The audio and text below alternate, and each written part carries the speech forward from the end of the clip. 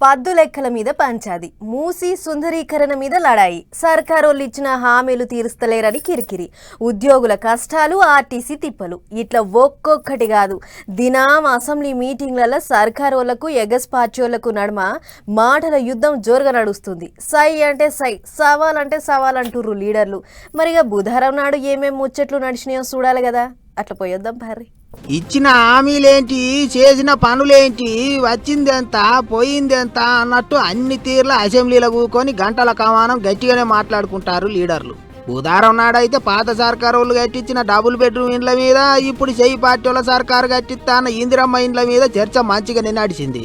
అన్నిటికీ మించి పట్నంలో కారు పార్టీ వాళ్ళు ఉన్నప్పుడు కట్టించి పంచకుండా ఇడిచిపెట్టిన ఇండ్ల గురించి మాజీ మంత్రి తలసాని సారు ఎప్పుడు పంచుతారో చెప్పాలి అని గట్టిగానే అడిగిండు. ఏదైతే జంట నగరాల్లో సికింద్రాబాద్, హైదరాబాద్ పేద వర్గాలు ఉన్నటువంటి ప్రాంతాల్లో వాళ్ళని అక్కడి నుంచి తీసేసి కట్టిన ఇండ్లు అవి. కానీ ఇప్పుడు ఏంటంటే వాళ్ళ దగ్గర ఉన్నటువంటి వివరాలలో ఒక 12-14 వివరాలు కావాలని అడుగుతుండ్రు. బట్ మీకు అందరూ తెలుసు, 70-80 సంవత్సరాల నుంచి నివాసం ఉంటున్నటువంటి వాళ్ళ దగ్గర కొన్ని పేపర్లు అందుబాటులో ఉండవు, వాళ్ళు దాచుకోవడం కూడా ఉండదు. ఆ ప్రాంతంలో ఏంటంటే ఇవి ఖాళీ ఉన్నాయి కదా అని చెప్పి మీరు వేరేళ్ళకి అలర్ట్ చేసేటువంటి కార్యక్రమం చేస్తే అక్కడ అన్ని బస్తీలలో గొడవలు జరుగుతున్నాయి.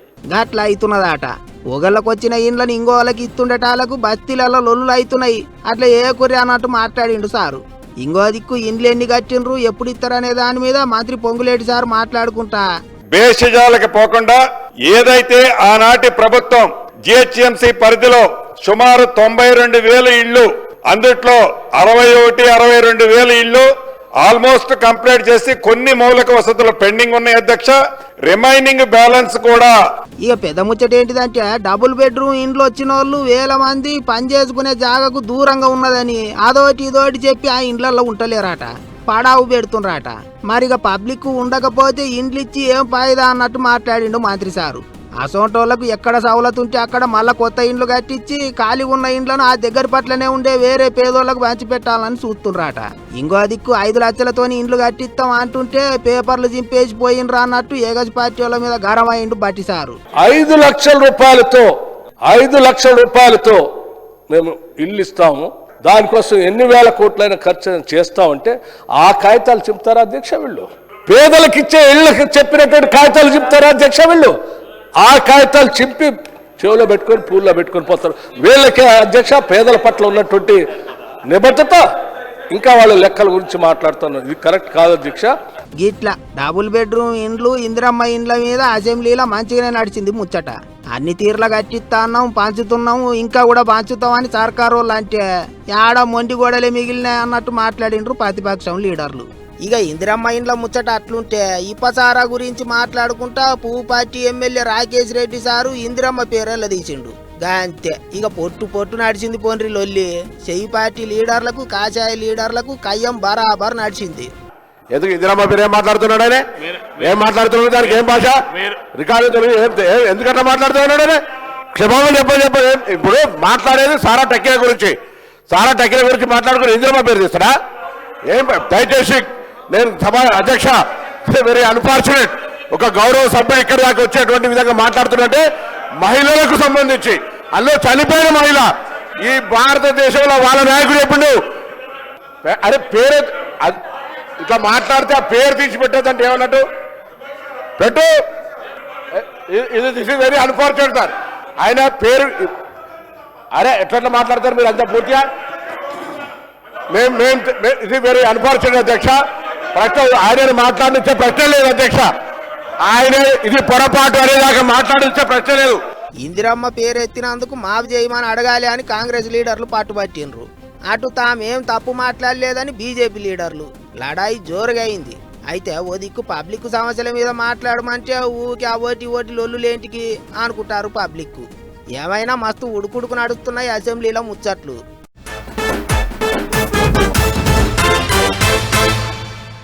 నిజం గడప దాటే లోపు అబద్ధం 60 ఊరు దాటుతుందట. మరిగా దానికి ఉన్న పవర్ అసొంటిది. ఇట్లనే ఇప్పుడు ఉత్తుత్తి ముచ్చట్లు పట్టుకొని పబ్లిక్ అంతా ఆగమైతుర్రు. తాడు బొంగరం లేని వార్తలను పట్టుకొని పరిశాన్ అవుతుర్రు. ఆయన పుకార్లు ఉట్టిచ్చేటోళ్ళు ఎవరిలో కానీ వాళ్ళని దొరకబట్టి ఈపులని మండ చంపాలి. లేకపోతే ఇగో వాళ్ళు చేయబట్టే పెట్రోల్ బంకుల కాడ పెద్ద జాతర అవుతుంది. పొద్దుగాల నాస్తా కూడా చేయకుండా పోయి లైన్లు కట్టిర్రు జనాలు. అరే పొద్దుగాల పాలబూతుల కాడికి పోయేటోళ్ళు కాస్త లేడికి లేచిందే పరగా అన్నట్టు ఆగమాగం పెట్రోల్ బంకుల కాడికి ఉరికినట్టే ఉన్నది కదా. ఎక్కడ చూసినా లైన్లే, ఏ బంకు కాడ చూసినా కిటకిటనే. ఓ సుక్క ఎక్కువైనా పర్వాలేదు కానీ తక్కువ మాత్రం కావద్దు, ట్యాంకు పుల్లు కొట్టే అని నిండా నింపుకొని మరి పోయిండ్రు జనాలు. ఇంకింతమంది మళ్ళా దొరకదోనని బండ్లే ట్యాంకు పుల్లు కొట్టించుకున్నదే కాక డబ్బాలలో కూడా నింపుకొని పోయిండ్రు. గా 3 దేశాల యుద్ధం చేయబట్టి అడకత్తెరల పోక చెక్క లెక్క మనం నలిగిపోతున్నాం కదా. ఏం పరిచానికి ఇది? గ్యాస్ బండల కంటే కరంగానే అంతో ఇంతో కరువు ఉన్నది, తిప్పలు అవుతున్నది. కానీ పెట్రోల్ డీజిల్ కాసోంటి తిప్పలేం లేదు, గోళాలు నిండా ఉన్నది. ఎవరికేం తుట్టి పడదని సర్కారోళ్ళు చెప్తున్నా సరే నడమ కొంతమంది గాలి ముచ్చట్లు పుట్టించి జనాలను గాలి చేస్తుండ్రు. ఇక అసలు ముచ్చట ఏంటిదంటే ఆయిల్ కంపెనీలకు పెట్రోల్ బంకులకు నడమ పంచాయతీలు చేయబట్టే అక్కడక్కడ నో స్టాక్ బోర్డులు కనిపిస్తున్నాయి అంటుర్రు. కొన్ని పెట్రోల్ బంకులు బంద్ అయి ఉన్నాయి, అందువల్ల షార్టేజ్ ఉన్నట్టుంది. అందువల్ల ఒక మాట వచ్చింది, మేమేమో బ్లింకిట్ చేస్తాం, మాకు ఆయిల్ తో అవసరం, తప్పదు కొట్టించాలి. చాలా రద్దీగా ఉన్నాయి, ఇట్లా చాలా ఇబ్బంది పడుతున్నాం మేము. పెట్రోల్ ఎక్కడే ఉంది, పెట్రోల్ ఎక్కడ లేదు. పెట్రోల్ ఇది వరకు ఆయిల్ కంపెనీలు ముందు సరుకు పంపించి అటెనక 5 దినాలకు పైసలు తీసుకునేదట. కానీ ఇప్పుడు ఆ పద్ధతి తీసేసి ఎప్పటికప్పుడు పైసలు కట్టుండ్రే, పైసలు కడితేనే పెట్రోల్ డీజిల్ పంపిస్తాం అంటున్నారట. ఆయిల్ కంపెనీలు మాకు ఇంకా సప్లై చేయట్లేదు కొన్ని ఇష్యూస్ వల్ల.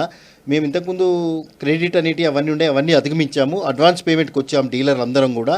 ఈ అడ్వాన్స్ పేమెంట్ వచ్చినా కూడా కొన్ని రిస్ట్రిక్షన్స్, పోయిన సంవత్సరము మార్చి నెలలో మీరు ఇంత అమ్మారు, మీ టార్గెట్ అయిపోయింది అని రకరకాల కొన్ని మాకు వాళ్ళకున్న సమస్యల వలన కొన్ని petrol bunks no stock board పెట్టాల్సి వస్తుంది. అట్లా ఇక ఒక్కో ట్యాంకుకు 20 నుంచి 25 లక్షలు కట్టాలన్నట. సరుకు రాకముందే పైసలు కట్టాలంటే బంకు ఓనర్లతో అయ్యే పనేనా? అందరికీ అంత గిరాకీ కావాలనా? అందుకే కొన్ని జాగాల్లో నో స్టాక్ బోర్డులు పెడుతుర్రాట. ఇక ఇంకొన్ని జాగాల్లో అవసరం లేకపోయినా మళ్ళీ దొరకదో అనే భయంతో ఎక్కువ కొనుకపోతుండ్రు. గా గుజరాత్ రాష్ట్రంలో అని చెప్తుండ్రు కుక్కర్లు, బకెట్లు, పాల క్యాన్లు, డ్రమ్ములలో పెట్రోల్ డీజిల్ నింపుకొని పోయిండ్రు. సోషల్ మీడియాలో గిర్ర తిరుగుతున్నాయి వీడియోలు. ఇగో గిట్ల చేస్తుండ్రనే ఇంకొన్ని జాగాల్లో కావాలని సప్లై తక్కువ చేసిండ్రాట. నిజానికైతే ఎక్కడేం కొరత లేదని చెప్తుండ్రు. లీడర్ సాబులు కూడా ఫేక్ న్యూస్లు నమ్మొద్దు, పుకార్లను పట్టించుకోవద్దని చెప్తుండ్రు. ఇక ఓ దిక్కు పెట్రోల్ డీజిల్ కొరకు పబ్లిక్ తిప్పల పడుతుంటే ఇంకో దిక్కు ఆర్టీసీలు స్పెషల్ ఆఫర్ పెట్టిండ్రు. పట్నంలో మెట్రో డీలక్స్ ఏసీ బస్సులలో తిరిగేటోళ్లకు 30% రాయితీ ప్రకటించిండ్రు. ఆర్టీసీ బస్సులు ఉండంగా పెట్రోల్ డీజిల్ కోసం తిప్పలేందుకు దండగా అంటుండ్రు. టికెట్ మీద 30% రాయితీ ఇచ్చినాము, హాయిగా సిటీ బస్సులు ఎక్కి తిరుగుండ్రి అని చెప్తుండ్రు. బస్సులకు గిరాకీ పెంచుకునే ఇగురం చేసిండ్రా అన్నట్టు. మరిగా ఉత్తగా లైన్లు కట్టి నెరివాడకుండ్రి పబ్లిక్కో.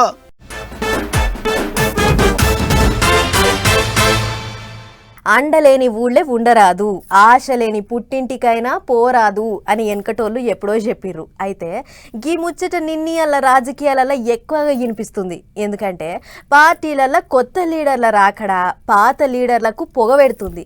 కొత్తోళ్లకు పాతోళ్లకు నడుమ పొట్టులొల్లైతుంది. ఇట్లనే జగిత్యాలలో రాజకీయం ఎన్ని మలుపులు తిరుగుతుందో అందరూ చూస్తూనే ఉర్రు కదా. ఇక చూడుర్రి, ఆఖరికి అన్నంత పని చేసిండు జీవన్ రెడ్డి సారు. షేయ్ పార్టీతోని తెగదెంపు చేసుకోండు.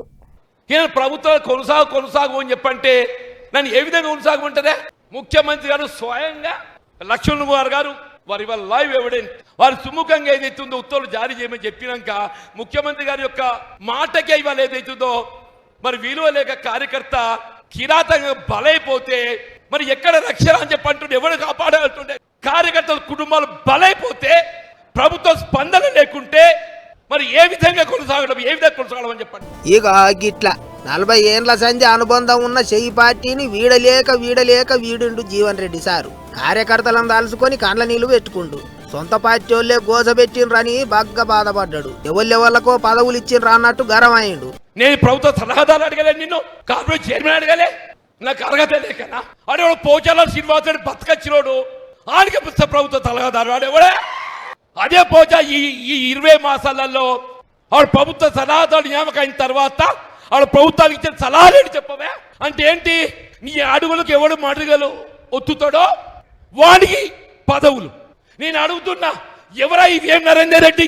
ఆయన పార్టీకి చేసిన సేవ ఏంది? సీనియర్లను పక్కకు పెట్టి పార్టీతో సంబంధం లేని వాళ్ళకు పదవులు ఇచ్చిండ్రు అన్నట్టు కోపానికి వచ్చిండు పెద్ద మనిషి. పనిలే పని సీఎం సార్ కూడా గట్టిగానే సూటి పెట్టిండు. ముఖ్యమంత్రి గారు ఏంటి?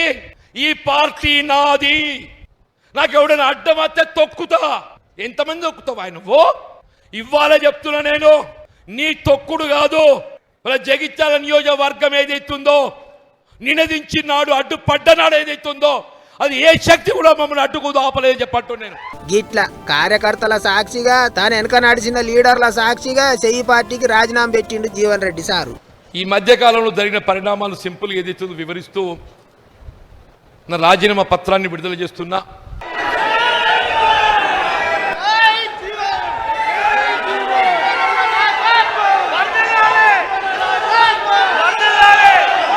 పోత పోత కడుపులున్న బాధ అంతా కక్కేసిండు. ఇక ఇప్పటికే ఇటు కారు పార్టీ అటు పువ్వు పార్టీ రెండు పార్టీలోళ్ళు ఆహ్వానం పలికినరాట. ఇప్పటికే ఓసారి Jeevan Reddy sir car party వాళ్ళని కలిసిండని కూడా ముచ్చట్లు వచ్చినాయి. మరి ఇక ఇప్పటికైతే పెద్ద మనిషి ఏ నిర్ణయం తీసుకోలేదని చెప్పుకొచ్చిండు. ఏ పార్టీలో చేరిక అయ్యేది ముందు చెప్తాడట. కానీ ఎన్నొద్దులంటే చెయ్యి పార్టీలనే ఉండే కాబట్టి ఎమ్మెల్యే సాబు ఏం చేసినా ఏమన్నా జర వెనక ముంగడ చూసి మాట్లాడిండు. ఇక ఇప్పుడు పార్టీలకేంచి మొత్తానికే బయటకు వచ్చిండు కాబట్టి జగిత్యాల రాజకీయాలను కుత ఉడికించేటట్టే ఉన్నాడు కదా సారు అనుకుంటారు పబ్లిక్. మరిగా ఏ పార్టీలో చేరిక అవుతాడో గానీ ఇప్పటి సంది అయితే జగిత్యాలలో దినం జగడమే అన్నట్టుంటది కావచ్చు అనుకుంటారు ఇంతమంది. దిక్కేమో మా చిన్నాయన కొడుకు లగ్గం, ఇంకో దిక్కు మా డిగ్రీ దోస్తు లగ్గం, అటు మా మరదల లగ్గం. ఒకటెనక ఒకటి వరుస పెట్టి ఉన్నాయి. ఎవళ్ళ పెళ్లికి పోకపోయినా ముఖం అంతా మార్చుకుంటారు. అటెంక ఎప్పుడన్నా కలిస్తే రాగాలు తీసుకుంటూ మాట్లాడతారు. అందుకే ఏం చేయాలో అర్థమవుతలేదు. సరే ఇక నా ముచ్చటకేం కానీ ఇక పెద్ద లీడర్ సాబులకు కూడా దావత్లకు పోగుడు తప్పుతలేదు. ఆగ చూడర్రే, ఓ దిక్కు ఏపీ ముఖ్యమంత్రి చంద్రబాబు సారు, ఇంకో దిక్కు Telangana CM Revanth sir. AP Telangana లీడర్లంతా మళ్ళీ లగ్గం దావతులు కలుసుకుండ్రు. గుంటూరు జిల్లా పొన్నూరు ఎమ్మెల్యే ధూళిపాల నరేంద్ర చిన్న కూతురు పెండ్లి మస్తు ఘనంగా చేసిండ్రు. పెద్ద లీడర్లంతా పోయిండ్రు.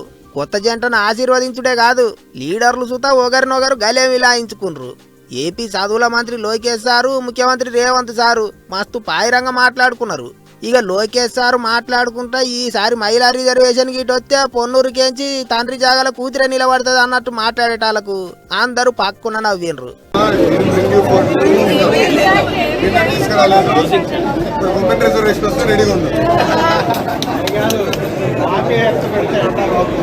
మంత్రి సారు ముచ్చట్లకు నా సీటుకి ఎసరు పెడతాను రా అన్నట్టు మాట్లాడిండు ఎమ్మెల్యే.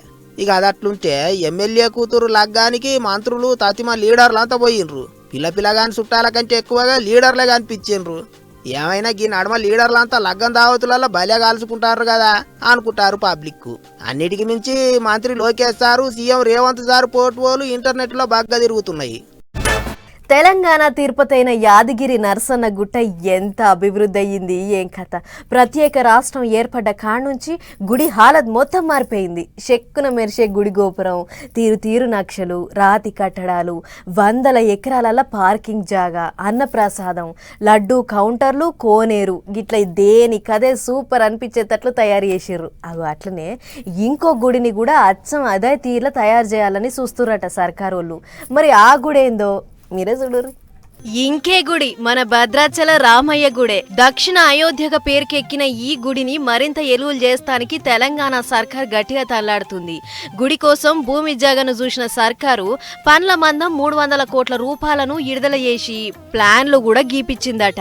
అంతా అనుకున్నట్లే జరిగితే అతి తొందరలోనే భద్రాచల రాములవారి గుడి మరింత ఎలుగులైతది అనేది అధికారులు అంటున్నమాట. ఇక అది అట్లా పెడితే రాములోరి కళ్యాణ గడియలు దగ్గర పడుతున్న యాళ్ళ మిథిలా స్టేడియంలో అన్ని ఏర్పాట్లు పూర్తి చేసిర్రు అధికారులు. కళ్యాణం కండ్లారా చూసేటట్లు ఎల్ఈడి టీవీలు, బండ్లు పెట్టుకుంటానికి పార్కింగ్ జాగలు రెడీ పెట్టిర్రు. ఎటు చూడు దేవుని లైటింగ్ ఫోటోలు, హోర్డింగ్లతోని పండుగ ఇప్పుడే అవుతుందా ఎట్లా అన్నంతగా ఎలిగిపోతుంది. అటు సీతమ్మ వారికి పట్టుచీర నేసిర్రు నేతన్నలు. 4800 దారాలను ఉపయోగించి ఈ చీర తయారు చేస్తుర్రు. 6.5 మీటర్ల పొడుగు, 1.5 మీటర్ల వెడల్పుది. ఇక చీర బార్డర్ల హంసలు, ఏనుగులు, జింకలు, కొబ్బరి చెట్ల బొమ్మలు ఉన్నాయి. ఉన్నాయి. వచ్చే భక్తులకు ముత్యాల తలంబ్రాలు లడ్డూలు అందియాలే అని చెప్పి 3 లక్షల మంది భక్తులకు సరిపడా సిద్ధం చేసిర్రు. పెద్ద ముచ్చట ఏంటిదంటే రామయ్య కళ్యాణం దగ్గరుండి చూడలేనోళ్లకు తెలంగాణ ఆర్టీసీ మా గొప్ప ఉపాయం చేసింది. 151 రూపాయలు కట్టి ఆన్లైన్ బుకింగ్ చేసుకుంటే చాలు ఫ్రీగా ముత్యాల తలంబ్రాలు మీ ఇంటికి తెచ్చిస్తామని ఆఫర్ ఇచ్చింది. కళ్యాణానికి సీఎం రేవంత్ సారు, గుళ్ల మంత్రి కొండా సురేఖ మేడం, ఇంకా గవర్నర్ శివప్రసాద్ సార్ కూడా హాజరు పడతారట. మొత్తానికి మునుపటి కంటే ఇగింత అవ్వల్దారుగా చేయాలి కళ్యాణం అని అంతా తయారైతుర్రు గుడి అధికారులు. ఇక ఈ ముచ్చట ఇట్లుంటే ఇదే శ్రీరామనవమి రోజు జాగృతి కవితక్క కొత్త పార్టీని ప్రకటించబోతుంది. వాళ్ళ అత్తగారిల్లైన నిజామాబాద్ ల పార్టీ పేరు, జెండా, ఎజెండా, ఎక్కడికెంచి పోటీ చేయబోతుంది అనే ముచ్చట్లన్నీ చెప్పబోతుందట. చూడాలి మరిగా కొత్త పార్టీ పోకడా ఎట్లెట్లుంటదో.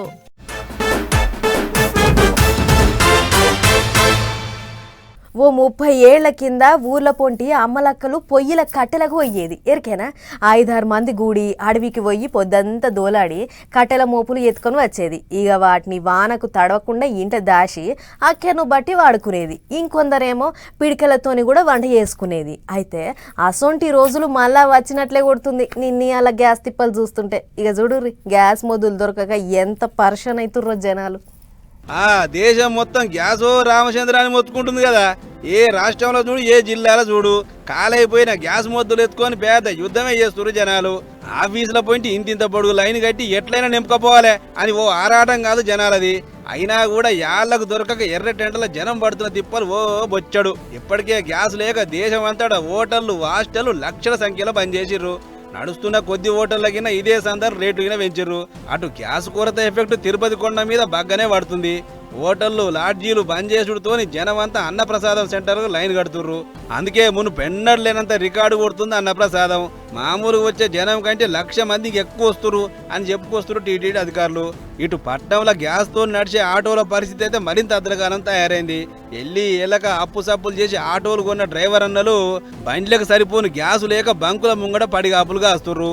రోజంతా నడిపినప్పుడే ఈఎంఐ ఖర్చులన్నీ పోగా అంతంత మాత్రమే గిట్టుబాటు అవుతుంది. అసొంటిది గ్యాసే లేకుంటే బండి ఎట్లా నడపాలి, కిస్తీలు ఎట్లా కట్టుకోవాలి, ఇల్లు ఎట్లా గడపాలి అని రంది పడుతుర్రు. అటు గ్యాస్ బుక్ చేసుకున్న జనాలకు సుతా సిలిండర్ అంతా తప్పిన దొరకలేదు. అందుకే గ్యాస్ ముద్దులు ఎవరెవరు దొంగతనంగా దాస్తురు అని చెకింగ్ లో పోయిరు ఆఫీసర్లు. అవసరం లేకున్నా సుతా అట్టిగా దాచిన మీద కేసులు గిన రాస్తురు.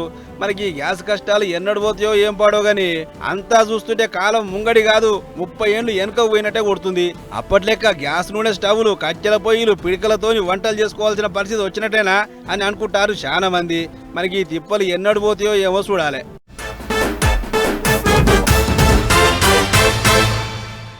జిల్లా కలెక్టర్ అంటే ఎప్పుడు ఆఫీసులనే కాదు, అప్పుడప్పుడు బయటికి పోయి జనం తిప్పలు కూడా అరుచుకోవాలి.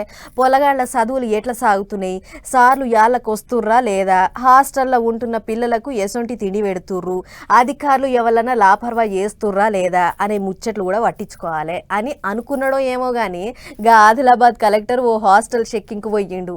మరి ఆడ ఏమైంది ఏం కథ అనేది నేను చెప్పుడు కాదు కానీ మా వాళ్ళు చెప్తారు ఇనుర్రి. ఊరక్క ఇదెక్కడి కథరావు, ఏదో కలెక్టర్ ముచ్చట చెప్తామని చెప్పి ఇదేదో కోడిగుడ్డుతోని మ్యాజిక్ చేసే ముచ్చట చూపిస్తుర్రు. ఇంతకు కలెక్టర్ ఏడి అని అంటారా?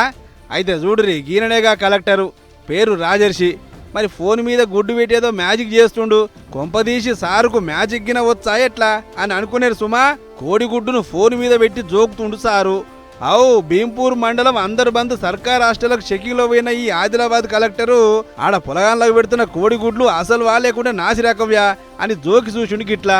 అది గిన ఆయన ఫోన్నే తరాదు లెక్క చేసి ఫోన్లో తూకం వేసే యాప్ గులాంచి కోడిగుడ్డును దాని మీద పెట్టి జోకితే ఉత్త 40 గ్రాములే ఉందట.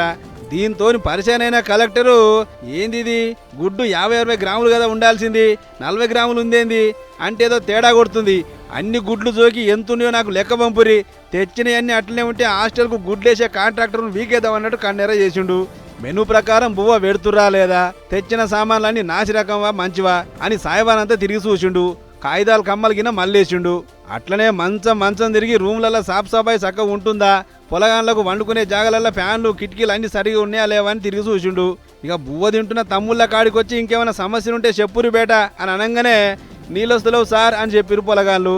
దీంతో నీళ్ళ తిప్పలు గిన దబ్బినే తీరుస్తామని మాటిచ్చిండు కలెక్టరు. మొత్తానికి టెక్నాలజీ వాడి గుడ్ల గుట్టు రట్టు చేసిడు కలెక్టరు. ఏదేమైనా ఫోన్ మీద గుడ్డు పెట్టి జోకుడే సూపర్ ఉంది. కలెక్టర్ సార్ ఐడియానా మజాకనా అని అనుకుంటారు ఈ ముచ్చట చూసిన జనాలు.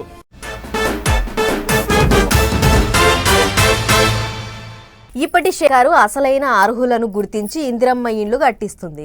పథకం కూడా మంచి రువడి మీదనే నడుస్తుంది. మునుపున్న పాత సర్కారు డబుల్ బెడ్రూమ్ ఇళ్లు కట్టించి చాలా మందికి పంచింది. కానీ ఎన్నికలు రాగానే కొన్ని ఇండ్లను పెండింగ్లో పెట్టింది.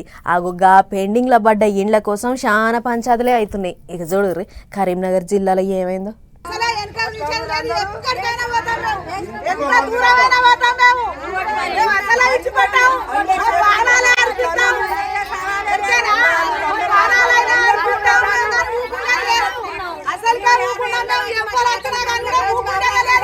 మాట తప్పేది లేదు, మడమ తిప్పేది లేదు అన్నట్లు వెనుకకు పోయేది లేదు, ఎవరికి బుగులు పడేది లేదు అంటూ నాకు ఈ అక్కలను చూస్తురు కదా.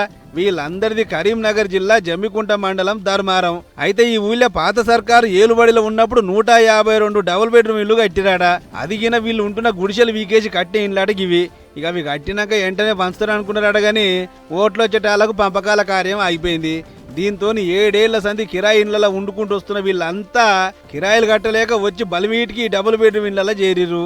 లెక్కకైతే సర్కారు కట్టిన ఏ ఇండ్లైనా అరువులను ఎంపిక చేసి అసలైన పేదోళ్లకు వంచుతుంటది. కానీ మా ఊళ్ళో మాత్రం ఇగో అగో అనుకుంటే బొంకుడే తప్ప పేర్లు చెప్పింది లేదు, ఇండ్లు ఇచ్చింది లేదు అని అందరికందరు కూడొచ్చి ఆ ప్రాన్స్ కురిగిట్లా. ఇక ఇదే ముచ్చట్ను జమ్మికుంట మున్సిపల్ కమిషనర్ అడిగితే 2 BHK హౌసెస్ సంబంధిత అర్హులైన వారికి సెలెక్ట్ చేసిన తర్వాత హౌసింగ్ డిపార్ట్మెంట్ ద్వారా వాళ్ళకి అలాట్మెంట్ చేయడం జరుగుతుంది. వాళ్ళకి పట్టాలు కూడా ఇవ్వడం జరుగుతుంది. కానీ ఎవరైతే ఇప్పుడు ఎటువంటి అనుమతి లేకుండా అక్రమంగా దాంట్లో ఉండడం కరెక్ట్ కాదు. సో ఇది చట్టరీత్యా నేరం కూడా. అదన్నట్లు మీకు సూత ఇండ్లు కావాలనుకుంటే దరఖాస్తు పెట్టుకోర్రి. అధికారులు అన్ని కాగితాలు కమ్మలు మళ్ళేస్తారు. ఒకవేళ మీరు నిజంగా అర్హులే అనిపిస్తే మీకు సూత ఇల్లు తప్పకుండా వస్తుంది. అంతేగాని ఇట్లా జబర్దస్త్ చేసి ఇండ్లలో ఓడు చాలా తప్పు అని మాట్లాడుకొచ్చిండు కమిషనరు. మరి ఇండ్లు లేక వచ్చి ఉంటున్నాం అంటారు, సరే అక్క. ఒకవేళ పోలీసులు వచ్చి ఖాళీ చేయమంటారు, అప్పుడేం చేస్తారు? ఇల్లు లేక ఇరువాట్ లేక దీన్ని నమ్ముకొని మేము బతాం. ఇది మాత్రం పోయిందంటే సారు మేము మొత్తం బతాం సత్తాం. 150 మందిని సత్తాం. మేము మందు డబ్బాలు రెడీ పెట్టుకున్నాం. ఎవరత్తా వాళ్ళకే రూమ్కో డబ్బు ఉన్నది. మేము అస్సలు ఇడిచిపెట్టాం. ఎంత దూరం అయినా వెళ్తాం సారు. వాళ్ళు ఎంత మంది పోలీసు వాళ్ళు రాని మేము భయపడం. మేము అడుగు కూడా ధర పెట్టాం. వాళ్ళు బెదిరిస్తారు, పోలీసు వాళ్ళని తోలుతారు. పోలీసు వాళ్ళ బెదిరించి ఎంఆర్ఆవు వీళ్ళందరూ బెదిరించి వీళ్ళు ఇది తీసుకుందాం అనుకుంటారు. కానీ మేము అస్సలే తీసుకొని అమ్మ పానాలే తీసుకుంటాం. మా కుటుంబాలు లేకుండా ధనవారం మొత్తం పేరే ఉండాలా. ఇంటిరా ఇస్తారేమో అని ఓపిక పట్టి తాకాంచిపోయాను. అందుకే మాకి రసరస. ఉంటే ఇండ్లలో ఉంటాం, లేకుంటే జీవి తీసుకుంటాం. ఏదో ఒకటి పక్కా జరుగుతుంది అని షరతు చేస్తున్నారు ఊరోళ్ళు. మరిగా సర్కారు వాళ్ళు వీళ్ళకి ఎట్లా న్యాయం చేస్తారో ఏమో గాని బలవంతాన ఇండ్లు ఆపరాంచుకుంటూ జనాల తప్పు అయితే కట్టిన ఇండ్లను ఇదివరదాకా పంచకుండా ఆలస్యం చేసుడు అధికారుల తప్పు అని అనుకుంటారు ఈ ముచ్చట చూసిన జనాలు. చూడాలి మరిగా ఏమవుతుందో.